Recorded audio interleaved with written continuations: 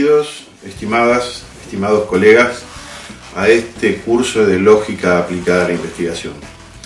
Este es un video de bienvenida que se inscribe en varios videos que contienen, digamos, lo que serían los teóricos de la materia. Ahora yo voy a explicar un poco cómo va a ser el funcionamiento de la misma. Y vamos a ver cómo se han de manejar también dentro del aula virtual. En principio quiero decir que esta materia, que se llama lógica aplicada a la investigación, no es simplemente una lógica convencional, digamos, no es un enfoque que se quede en los aspectos meramente lógicos, sino que la lógica nos interesa en tanto elemento que subyace a toda investigación. Y cuando digo toda investigación, me refiero a toda, es decir, aquellas que son de corte más cuali-cuantitativos, aquellas que son de corte más cuali-cuantitativos, más cuanti-cualitativos, es decir, toda investigación, parafraseando a un maestro que era Juan Samaja, diría: lo sepa o no, el investigador tiene una lógica subyaciendo. Como ustedes ven, la materia no aparece como otras materias como un módulo aislado, sino que aparece justamente, digamos, como complementaria de epistemología y de algún modo también va en apoyo en relación a algunos aspectos epistemológicos. ¿Qué quiere decir esto? Que así como no podemos hablar de la ciencia, sino que cada vez que pensamos en la ciencia tenemos que pensarla en su contexto histórico, social, cultural, político. Del mismo modo, cuando hablamos de epistemología, tampoco podemos dar crédito a que la única epistemología que existe es la que aparece dentro de los planteos hegemónicos, dentro de los planteos epistemológicos más dominantes. Hay una cantidad enorme de enfoques epistemológicos, y esto nos interesa en una maestría en metodología de la investigación científica, porque tampoco hay el método científico o la metodología científica. Esto, diría Borges, son embelecos pensados en algunos círculos europeos de principios del siglo XX. Es decir, la idea de que hay un método que es el método científico y una lógica subyacente a ese método.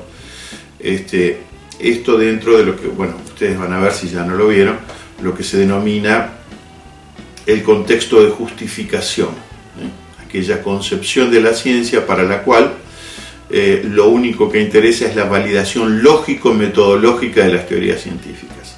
Pero esa validación, no estamos diciendo que las teorías científicas no se validen también lógica y metodológicamente. Lo que queremos decir es que no hay una sola concepción lógica ni metodológica que las valide. Bien. Entonces, ustedes van a ver una serie de autores, de corrientes, de escuelas en epistemología, con la doctora Ambrosini, con Cecilia Perriu, para que ustedes puedan comprender más cabalmente los fundamentos de esas concepciones epistemológicas. Es necesario que entiendan cuál es la lógica subyacente. Entonces, en este sentido, quiero ser muy claro, porque ustedes se van a encontrar con un programa, y ese programa va a tener una cantidad de cosas que esto lo digo por experiencia, en algún momento tuve la ingenua pretensión de ver todos y cada uno de los elementos de ese programa. Esos elementos tienen que estar allí por otros temas que ya conversaremos. Pero no vamos a poder dar todo lo que está ahí. Bueno, en realidad podremos dar más o menos de lo que está allí de acuerdo a la respuesta que ustedes den al contenido de la materia. Ahora después vamos a hablar del aula virtual y de una encuesta que hay al principio. Les pido por favor que respondan esa encuesta, porque en función de las respuestas que ustedes den es que nosotros pensaremos en un enfoque para darle a la materia. No es lo mismo si todos son profesores de filosofía, especialistas en lógica, que si esto es una cosa que vieron circunstancialmente alguna vez. Entonces, la materia tiene una serie de objetivos mínimos, de objetivos básicos, que son aquellos que están en función, que son una propedéutica, que son para entender mejor el curso de epistemología y los autores de epistemología. De hecho, en parte de nuestro programa, nosotros vamos a ver a algunos de esos autores.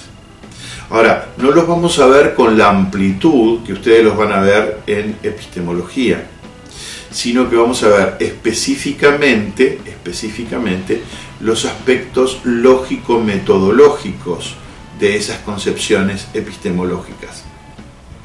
De modo que esto les servirá a ustedes para entender con mayor profundidad en qué consisten esas propuestas epistemológicas. Y cuando decimos epistemológicas, también estamos diciendo metodológicas, porque digamos que no solamente distintas ciencias tienen distintas propuestas metodológicas, sino que dentro de una misma ciencia hay más o menos cantidad de opciones metodológicas, algunas de ellas complementarias, otras contradictorias, y en general en lucha por colonizar ese campo que es la ciencia y establecerse como una propuesta una metodológica, digamos, establecida. Cuando digo establecida me refiero a que son las propuestas en las que se forman, las que siguen, las que implementan, con las que trabajan los investigadores. Entonces, independientemente de la disciplina de la que ustedes provengan, tienen que entender que están haciendo una maestría en metodología de la investigación científica y que no solamente aquellas propuestas metodológicas que se inscriben en el campo del contexto de justificación, sino, podríamos hablar del contexto de descubrimiento, pero es mucho más amplio, digamos. La idea es que toda propuesta metodológica, sea de las ciencias naturales, sea de las ciencias sociales, sea en el contexto de descubrimiento, sea en el contexto de justificación, tiene una lógica subyacente que ustedes no pueden desconocer. Entonces, no se trata aquí de que ustedes se conviertan en especialistas en lógicas, ni siquiera vamos a ver, porque también la lógica es una ciencia que tiene su historia. Kant, siempre digo esto porque, es algo, muy determinante. Kant, en la Crítica de la razón pura, en el prólogo, si no me equivoco, de 1186, dice que la lógica es una ciencia completa, terminada, desde que la pensó Aristóteles, allá por el siglo III a.C. Quiere decir que si pensamos en alrededor de 1800 años, más otros 300 años, son como 2100 años de lógica aristotélica. Sería largo relatar, tampoco va a ser del interés de nuestro curso, señalar de qué modo esa lógica pensada por Aristóteles luego fue reformulada en la Edad Media de distintos lugares, sobre todo por los escolásticos, y cómo llega prácticamente hasta la modernidad, hasta justamente fines del siglo XVIII y principios del siglo XIX, en donde van a ocurrir una serie de cambios que duran hasta nuestros días. Es decir, si durante esos 2100 años la lógica, lo que se entendía por lógica, era la lógica aristotélica, bueno, podríamos decir que en este último siglo y pico, casi 2 siglos, han aparecido un sinnúmero de lógicas. Pero esto no ha ocurrido solamente en el campo de la lógica, ha ocurrido en el campo de todas las ciencias. Pensemos, estableciendo una analogía, podríamos decir que del mismo modo que la lógica perduró a lo largo de más de 2000 años, desde Aristóteles hasta bien entrada la modernidad, del mismo modo podríamos decir que la geometría perduró. Esa geometría que nosotros estudiamos en la escuela, la geometría plana, la llamada geometría euclidiana, es una geometría pensada aproximadamente 5 siglos antes de Cristo. Y coincide con la aparición de una nueva lógica, de una nueva matemática. Bueno, hay una revolución en las ciencias en este periodo de la modernidad. Aparecen nuevas geometrías, pero no una geometría distinta a la geometría euclidiana, sino un sinnúmero de propuestas geométricas, de la geometría, de la matemática, del álgebra, etc. Bien, decíamos, ustedes están estudiando una maestría en metodología de la investigación científica, y si bien no van a ser especialistas en lógica o en todas las lógicas que subyacen a las propuestas metodológicas, es importante que tengan una idea de cuáles son estos fundamentos lógicos que estructuran, que vertebran las propuestas metodológicas. Uno podría decir, bueno, hay ciertos planteos metodológicos, después ya lo vamos a ver, van a verlo también en epistemología, con Popper, con Hempel, con Carnap, es decir, planteos metodológicos en los cuales, justamente por estar en el contexto de justificación, se ve claramente la presencia de la lógica. Por ejemplo, en Popper, su concepción falsacionista es una concepción concebida sobre algunos elementos de la lógica proposicional que analizaremos en este curso. Entonces, esta parte del programa en lo que refiere a lógica, para nosotros es básica.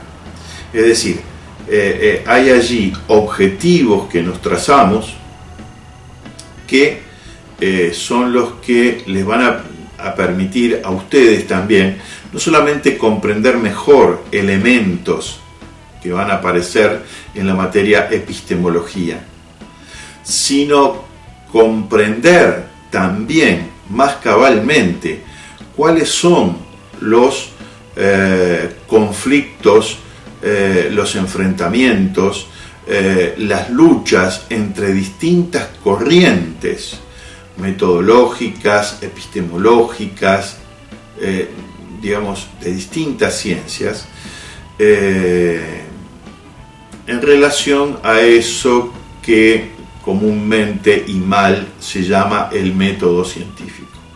Bien, nos gustaría, me ocurrió en el pasado, ver otros elementos, ver, por ejemplo, no sé si llegaremos, algo de diagramas de Venn, me gustaría ver otro tipo de lógicas, como la lógica difusa, como la lógica dialéctica, pero si bien son importantes, y después hay material complementario que yo les voy a recomendar para que puedan profundizar en estos temas, es imperioso para el buen aprovechamiento no solamente de esta materia de lógica, sino también de epistemología, que estos conceptos básicos, particularmente tienen que ver con la lógica proposicional, estén claros, y puedan vincularlos. Por eso hablamos de lógica aplicada a la investigación y no de lógica a secas. ¿Bien? Ahora bien, decíamos que toda propuesta de investigación científica tiene una lógica subyacente.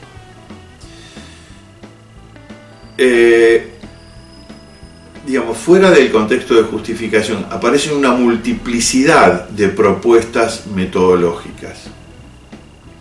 Algunas vinculadas con el paradigma interpretativista,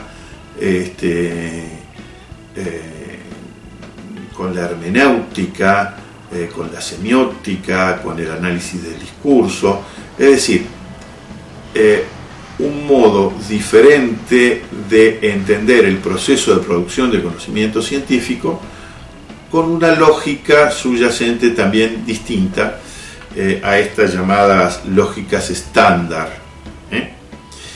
Es por eso que nosotros no vamos a empezar directamente con temas de lógica, sino que vamos a empezar con temas de argumentación. Porque cuando nosotros pensamos, nos preguntamos, ¿qué produce la ciencia? ¿Qué es lo que la ciencia hace? ¿Qué es lo que la ciencia produce? Bueno, decimos, la ciencia produce conocimiento.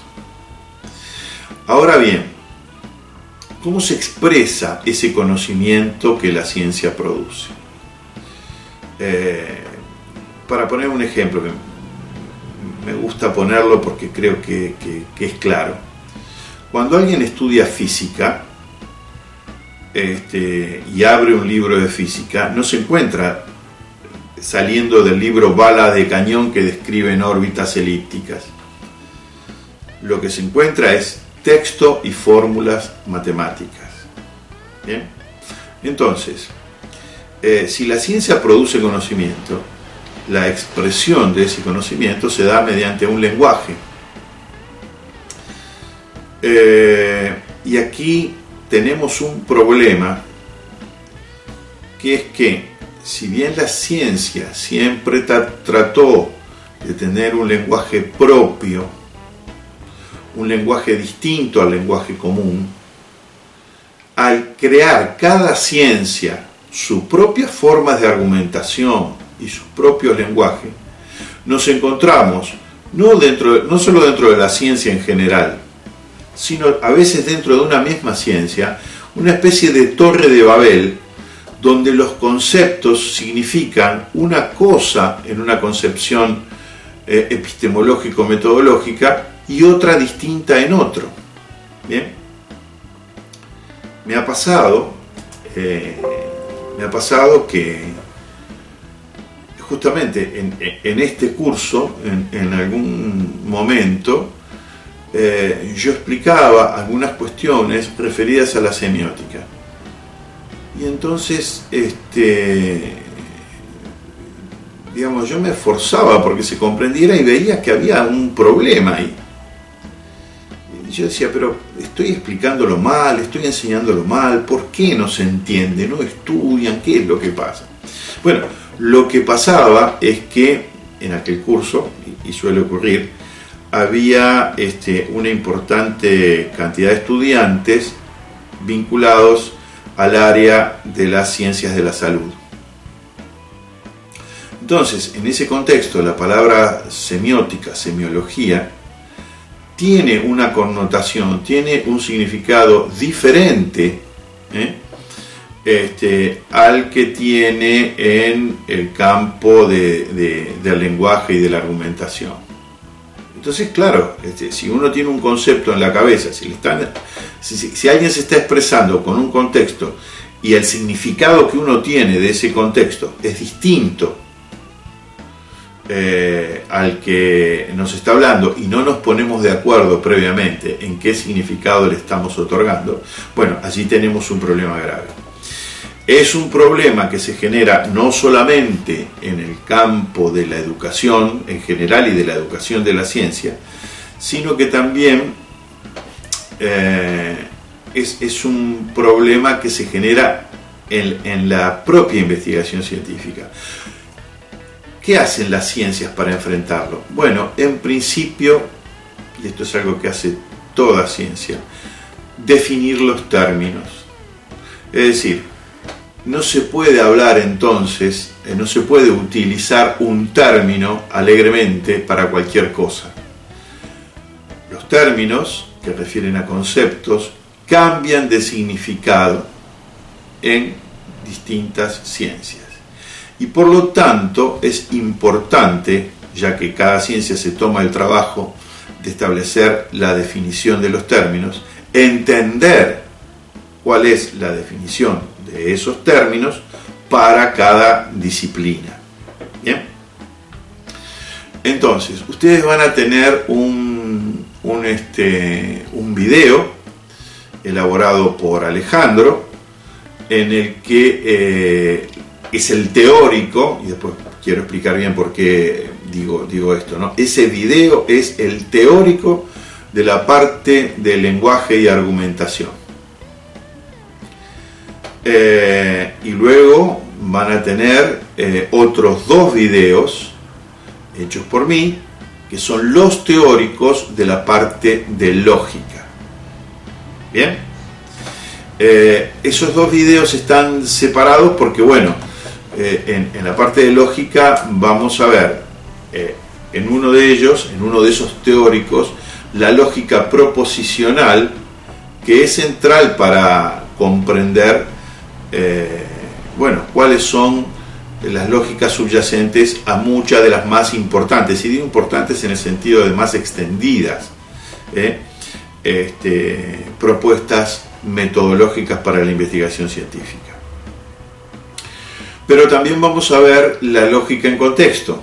Entonces, allí veremos, y allí trataré de irme un poco más allá de esto que debe quedar bien fijado, y poder incursionar en qué tipo y cómo se relacionan las formas de argumentación con los conceptos lógicos.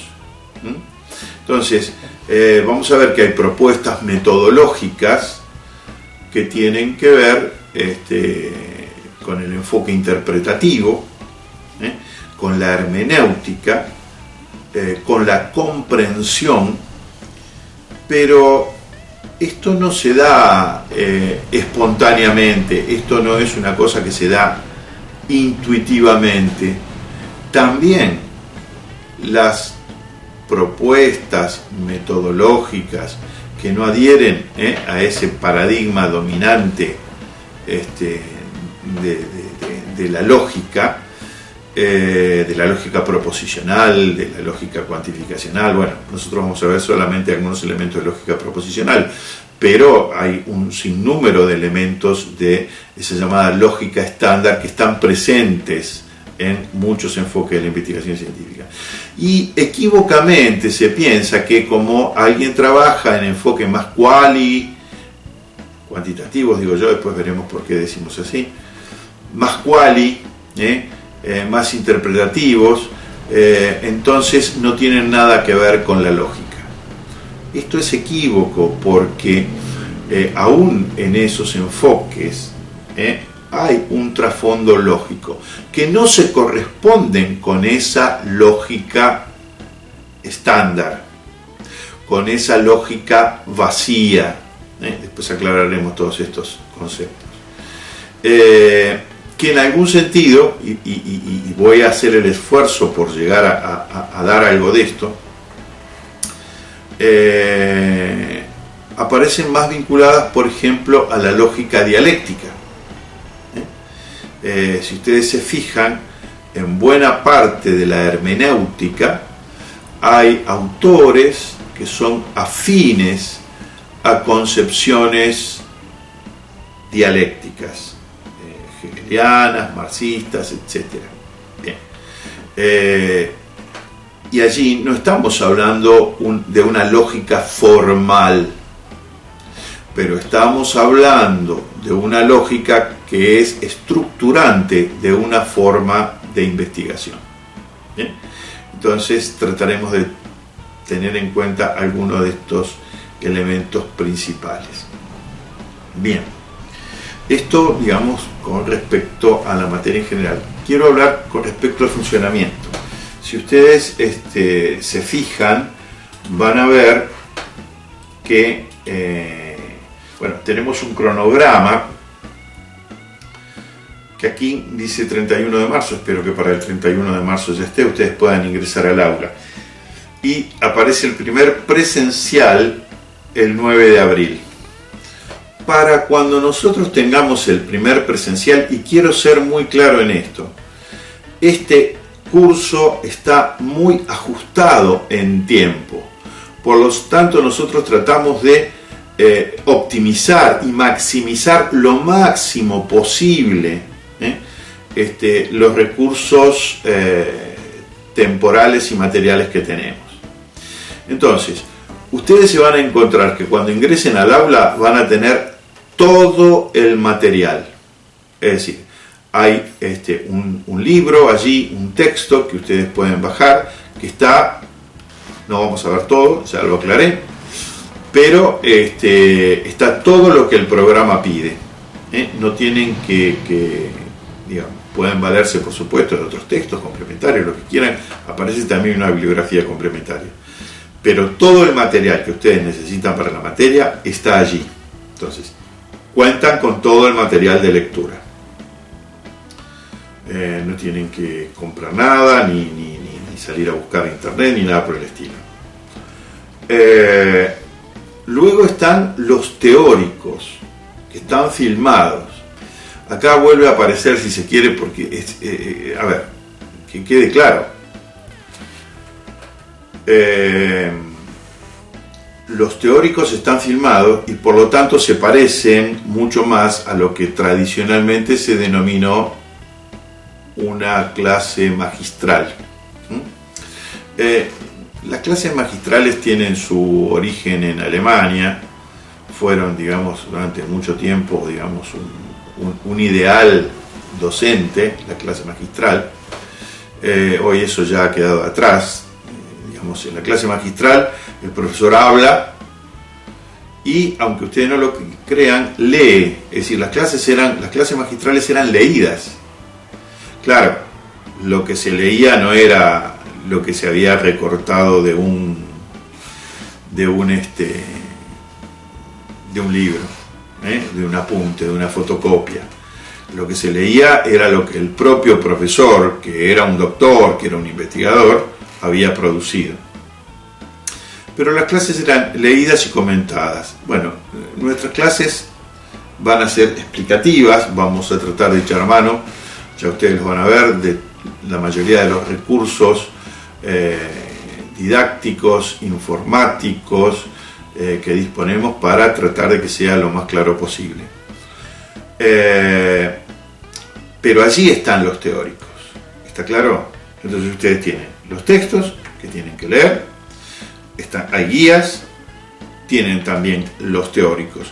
Quiere decir que ustedes podrían,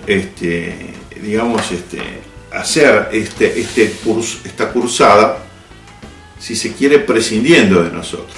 Ahora, tenemos encuentros presenciales. Entonces, ¿en qué van a consistir esos encuentros presenciales? No piensen que nosotros vamos a dar la clase como cuando la damos en la presencialidad. Porque la clase en la presencialidad tiene un ida y vuelta que es posible por esas condiciones. Pero en el caso de la virtualidad, con las dificultades que yo mismo tengo problemas de conectividad, con los problemas de conectividad, con el hecho de que no estamos todos allí, sino que somos ventanitas. Entonces, ¿para qué van a ser usados los presenciales? Los presenciales van a ser usados no para que nosotros digamos, repitamos lo que ustedes ya vieron en los teóricos y ya leyeron en los textos, sino que en función de lo que leyeron en los textos y vieron en los teóricos, nosotros vamos a tener clases dialogales, vamos a poner en cuestión, vamos a ver qué no se comprendió, qué dificultades hubo con algún tema, qué dificultades pudo haber con otro tema, en el que se espera la participación de todos en una dinámica justamente no magistral, sino en una dinámica más interactiva, más de producción colectiva, en donde nosotros, los docentes, los vamos a estar acompañando y vamos a aprovechar esos espacios para profundizar en los temas, no para explicar, porque si nosotros, ustedes son personas adultas, son profesionales, pero hay algo que está extendido, sobre todo los estudiantes más jóvenes, que no leen, que no entran a las aulas virtuales y que lo que esperan es, para hacer sus exámenes, responder lo que se acuerdan de lo que el profesor dijo en clase o responder de lo que se acuerdan que el profesor dijo en el Zoom. Entonces, en el Zoom, en el Meet, en el recurso que nosotros tengamos, lo que vamos a hacer es profundizar en lo que ustedes ya vieron en teóricos y leyeron en los textos. Van a ser clases, en principio, para aclarar dudas, para mejorar la comprensión, pero también y sobre todo, para reflexionar, para debatir, para relacionar, para establecer similitudes y diferencias, para preguntarnos por qué esta persona hace esta propuesta y en qué contexto. ¿Bien? Entonces, eso realmente, que es lo que se espera, va a enriquecer nuestra formación. Esto debe quedar bien claro que toda la comunicación, esto ya los que estuvieron presentes o los que vieron la grabación de la reunión inicial que tuvimos, convocada por Camila para aclarar una cantidad de cosas, en las que tuvimos presentes Cristina Ambrosini, Cecilia Poliu, Alejandro Brianza y yo. Allí nosotros, con Camila habrán visto cuáles son los aspectos administrativos. Ahora, cómo se resuelven. Todo lo que tiene que ver con los aspectos académicos vinculados a la cursada están presentes en el aula virtual. Entonces, ustedes en el aula virtual, cuando entran al aula virtual, denme un un segundo. Es decir, si están viendo este video es porque ya entraron a la aula virtual. Y cuando entran se van a encontrar con... Ya entraron y ya se encontraron con este conjunto de solapas. La que aparece resaltada, la primera, es la que dice lógica aplicada a la investigación, presentación y encuesta. Bien, si nosotros vamos bajando, nos vamos a encontrar primero el video que ustedes están viendo. Segundo, la encuesta que ya les pedí encarecidamente que respondan apenas puedan, porque eso nos da a nosotros la posibilidad de modelar el enfoque de la materia de acuerdo a las características del curso y las necesidades. Si el curso está conformado por alguien que apenas vio alguna cuestión de lógica, en su mayoría, es distinto que si el curso está conformado por gente con sólida formación en lógica. Quizás muchos de ustedes ya sean profesores de metodología, profesores de epistemología, de introducción al pensamiento científico, es decir, de materias en las que estos temas se dan. Y por lo tanto van a tener un conocimiento y una comprensión distinta a los compañeros que nunca vieron este tipo de cuestión. Es difícil la tarea, digamos, si estamos de un lado o del otro es fácil, porque si nadie sabe nada, uno sabe cómo encarar. Si todos sabemos de todo, también uno sabe cómo encarar. Pero ¿qué pasa cuando la mitad está familiarizada profundamente con los temas y la otra mitad no tiene la menor idea? Bueno, hay que tener el cuidado de no aburrir a unos y abrumar a los otros. Entonces, está la cuestión del aprendizaje escolar, de la escolarización, de la incorporación de los conceptos. Pero esto es un posgrado, esto es una especialización y una maestría. Y por lo tanto, aquí no venimos simplemente a saber qué dijo fulano o qué dijo mengano.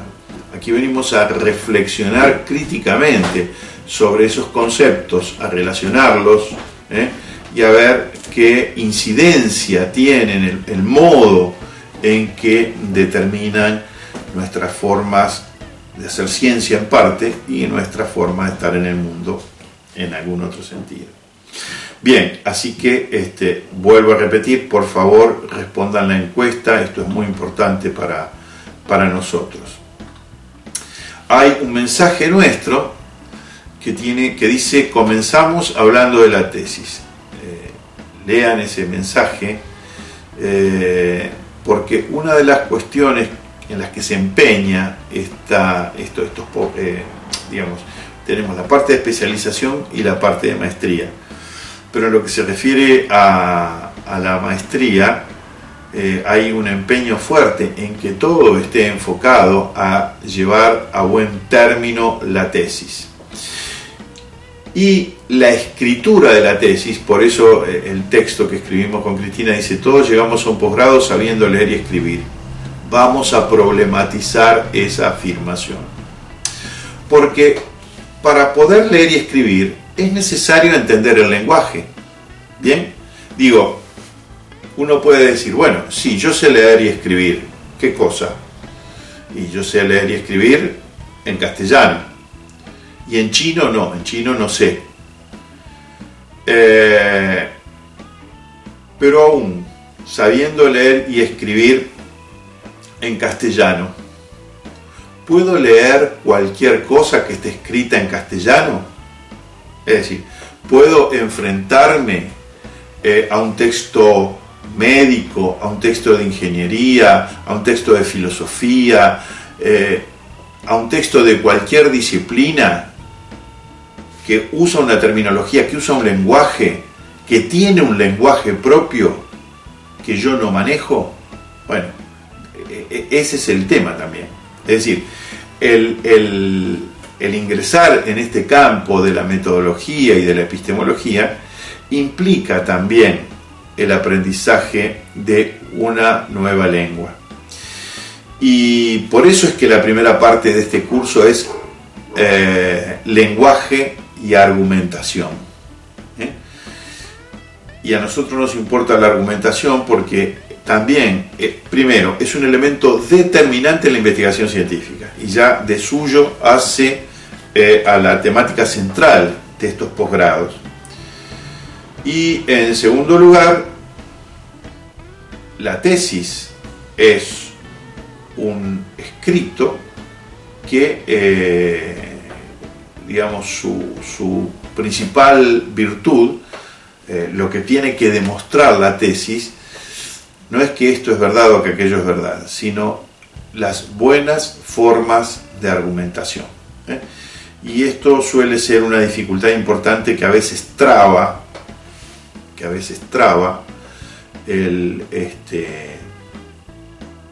la llegada a la realización de la tesis. Miren, les doy un dato. Ese dato es un dato preocupante que nosotros manejamos desde hace años, hemos dedicado varios proyectos de investigación, y es que el 90% de personas que terminan, no que inician, que terminan posgrados, del 90% de los que hacen todo, cursan todas las materias, aprueban todos los módulos, etc., solo el 10% se titula. ¿Y por qué no se titulan? Bueno, no se titulan porque no presentan la tesis. La tesis implica un desafío que para muchos será el primer desafío que tiene que ver con la escritura. Digo, una materia convencional implica el aprendizaje de una serie de cuestiones y luego responder una serie de preguntas. ¿Bien? Ahora, cuando somos nosotros los que tienen que formular esas preguntas, los que tienen que plantear el problema, los que tienen que plantear las estrategias para resolver el problema y los que tienen que elegir el medio de decir todo eso, la cosa se complica. Y muchas veces ese es el principal obstáculo para la escritura de la tesis. Entonces, presten atención a esto porque nuestras materias no están pensadas como materias en sí mismas, sino como materias que forman parte de un plan, de una carrera en el que todos los elementos deben estar integrados. Bien, volvemos entonces a las pestañas. En la segunda pestaña ustedes se van a encontrar el cronograma, programa y mensaje de los docentes. Bueno, se me chispoteó a mí de sacarlo y pasarlo para acá. Bueno, acá está el cronograma. Denme un segundo. Acá está el cronograma. Habíamos dicho a partir del 31 de marzo. Entonces ustedes van a tener el inicio de la cursada de modo virtual. El 9 tenemos el primer presencial. Fíjense ustedes que el segundo presencial y la entrega del primer parcial nosotros lo tenemos el 4 de junio. Entonces, seguramente en este primer presencial nosotros abordaremos los temas referidos a lenguaje y argumentación. En tanto que en el segundo presencial del 4 de junio profundizaremos en los temas de lógica. Ahora, recuerden, insisto en esto, se hace imposible en una jornada dar en profundidad estos temas. Entonces, ustedes deben llegar a estos encuentros con los textos leídos y los teóricos vistos, y con las notas que han sacado, las preguntas, las cosas que no entendieron, las cosas que quieren comentar. Todo eso tiene que estar presente para ese intercambio de los presenciales.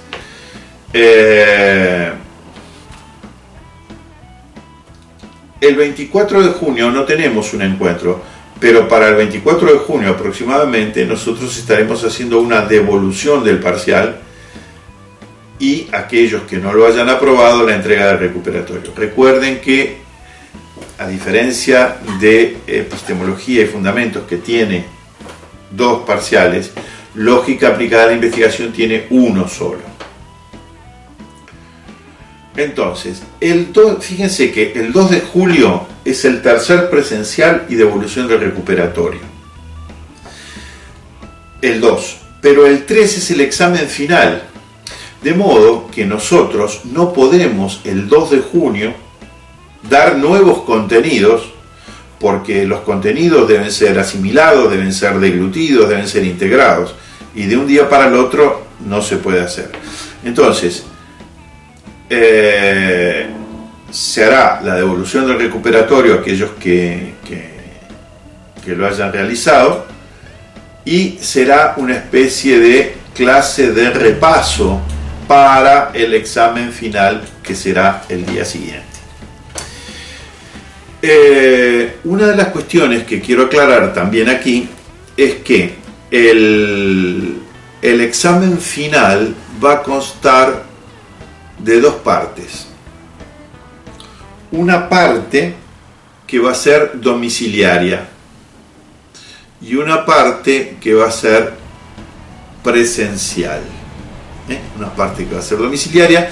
Nosotros estaremos entregando después del 24, o quizás, sí, no, seguramente el mismo 24, aparte de la devolución del parcial y la entrega del recuperatorio, ya estaremos entregando el final domiciliario. Entonces, tendremos un aula especial para el examen final el 3 de julio, y en ese aula ustedes van a abrir el documento, es decir, en el documento van a tener un trabajo para el final que hacen domiciliario, y en ese mismo documento van a responder las preguntas del final, y lo van a subir como examen final de la materia. ¿Bien? Entonces, esto en cuanto a los tiempos y las actividades. Bueno, en cuanto al programa, es un programa extenso, pretencioso. Se habla de la inferencia como modo de extraer conclusiones o premisas, que es lo que hacemos siempre que investigamos, pero no solamente desde la lógica estándar. Veremos algunas cuestiones referidas a los métodos axiomáticos, otra a los métodos fácticos, de las ciencias fácticas. Veremos algunos elementos veremos de la lógica formal prácticamente y exclusivamente lógica proposicional, porque es luego lo que nos permitirá vincularlo a lo que llamamos la filosofía tradicional de la ciencia. Y veremos temas de razonamiento, analogía, abducción, lógica no deductiva. Vamos a ver, por supuesto, que forma parte de la lógica proposicional, falacias formales, pero me gustaría también hacer algún tipo de alusión a las falacias no formales. No llegaremos a ver, estoy seguro, lógica de clases. Trataremos de ver los temas vinculados a las propuestas de las lógicas en el holismo, en la hermenéutica.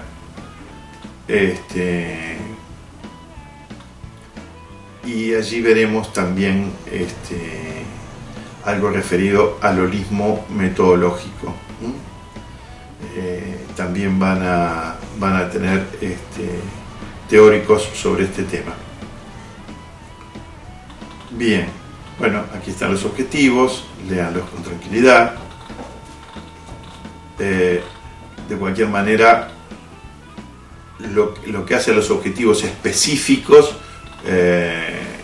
van a estar en función de las características que tenga la cursada. Bueno, luego el modo en que se desagregan los contenidos, los distintos apartados, como ya dije, nosotros iremos marcando de acuerdo a las características del curso que entra y que no entra. Bueno, el examen, esto ya lo deben saber, el examen parcial que se aprobará con nota de 7 o más y que tendrá previsto su recuperatorio, y un examen final que también se aprobará con nota de 7 y tendrá su recuperatorio. En este contexto, esto es algo que nos costó conseguir porque no estaban los protocolos. En este contexto de pandemia, todas las evaluaciones se realizarán de modo virtual, algunas con trabajos domiciliarios y otras con exámenes en aulas de final. Bien, volvamos a, bueno, aquí tienen el libro de la materia. El libro de la materia lo pueden bajar. A ver si me termina de bajar. Tengo una conexión muy 2 megas de conexión. Departamento de Humanidades y Arte, posgrado Metodología de la Investigación Científica, módulo Lógica aplicada a la investigación. Bueno, esto es viejo, porque yo era magíster. Tendría que cambiarlo. Pero lo importante es esto que está por acá. Ven que hay elementos, ven los módulos, elementos de lenguaje y semiótica. Esto es lo que va a estar acompañado por el teórico de Alejandro. Y la parte de lógica, que está acompañada por los teóricos míos. La parte de lógica es mucho más larga. Haremos alguna, si alguien quiere preguntar no va a haber inconveniente. Esto no es difícil de comprender, la lógica tradicional merece una consideración, ya que tuvo vigencia durante más de 2100 años, y que es, digamos, la madre de todas las lógicas, ¿no?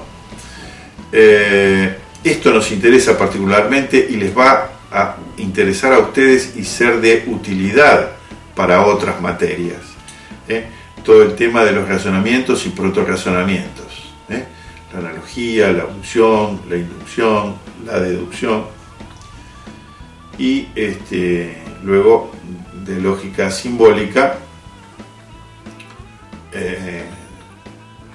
Dentro de la lógica simbólica aparece la deducción, y bueno, lógica cuantificacional y de clases no creo que lleguemos a dar.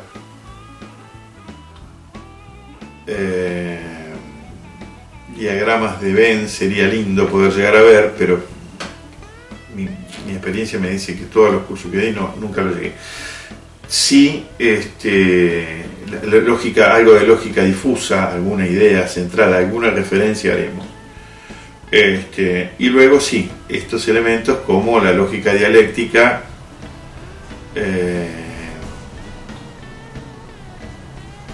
y la lógica en el proceso de investigación. Ven, en la filosofía tradicional de la ciencia, eso está vinculado a la lógica proposicional, es una temática que van a ver en epistemología, y aquí van a ver en sus aspectos específicamente lógico-metodológicos.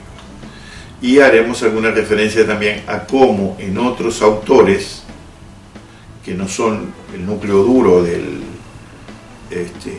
la filosofía tradicional de la ciencia, básicamente nosotros hemos elegido a Hempel y a Popper, como también aparecen otras propuestas lógicas, en Kuhn, en Lakatos y en Feyerabend. Me encantaría, yo voy a dejar unos teóricos de la polémica Popper-Adorno, la polémica entre el holismo metodológico y el individualismo metodológico. Me encantaría que lo pudiéramos ver, el teórico va a estar allí.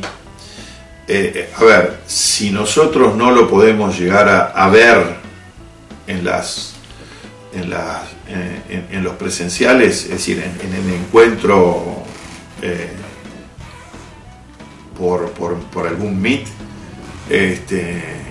no lo vamos a preguntar, obviamente, pero voy a hacer referencia a esto, va a estar el teórico. Sería interesante que, independientemente de que esté dado, ustedes puedan llegarlo a ver, ¿no? Porque esta polémica Popper-Adorno es, digamos, la que traza la polémica epistemológica a lo largo de todo el siglo XX y hasta nosotros. Bien, y después hay una serie de... hay un anexo con ejercicios y demás cosas que no es obligatorio que ustedes los hagan, pero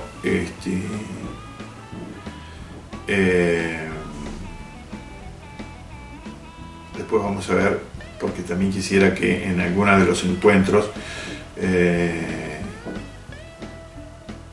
personales que vamos a tener se pueda también ver las dudas que hayan quedado en cuanto a la operatoria lógica. Para eso sería esta parte. Bien, bueno, luego tienen la unidad 1, lógica aplicada a la investigación, la presentación del módulo, y aquí viene funciones del lenguaje. Hay distintas actividades. Esto implica, a ver, esto está pensado como si fuera un curso de un año solo de lógica aplicada a la investigación, un módulo único, no un módulo complementario de otro.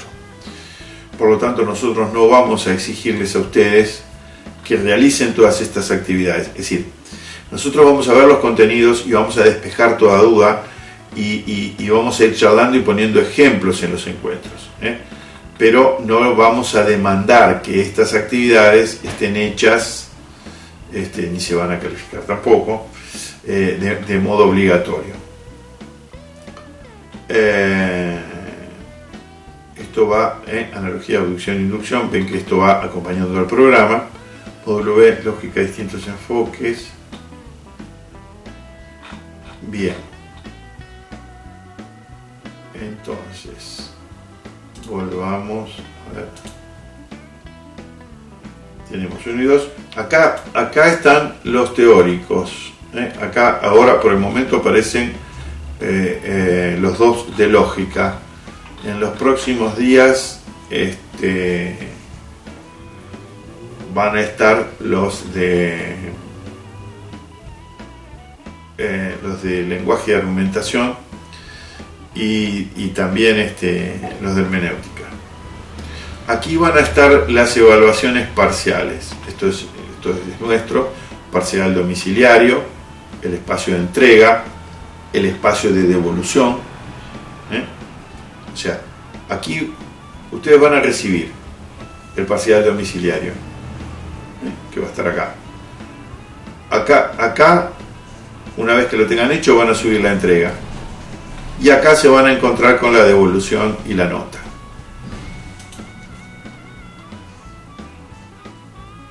Y acá tenemos la evaluación final domiciliario, entrega del examen final domiciliario, devolución de finales corregidos. Y también tenemos el espacio para los recuperatorios. Esto no está visualizable todavía para ustedes. Aquí hay un repositorio audiovisual. Aquí hay, veremos si sumamos alguna cosa más. Hay un hay algunas cosas más que se pueden subir.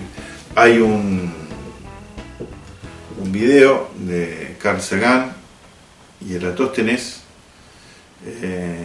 que muestra cómo se calculó 800 años antes de Cristo, si no me equivoco, cómo se calculó el diámetro de la Tierra. Y esto es muestra de, porque estamos acostumbrados a pensar en la ciencia vinculada a la tecnología y a los instrumentos, pero el gran arma, el gran instrumento, el instrumento por excelencia de la ciencia ha sido justamente la razón, y cómo razonando, y en este caso valiéndose de una ciencia abstracta como es la geometría, se pudo calcular por aquel entonces el diámetro de la Tierra. Está muy lindo este video. Bien, y aquí tenemos comunicación y foro. Comunicación y foro de consultas generales. Entonces, aquí nosotros iremos, a ver, no se puede dar una clase por un foro, pero sí aclarar alguna duda o que algún compañero, y si nosotros lo leemos todo, entonces de repente alguien hace una pregunta, algún compañero responde, y si la respuesta está bien, quedó la respuesta.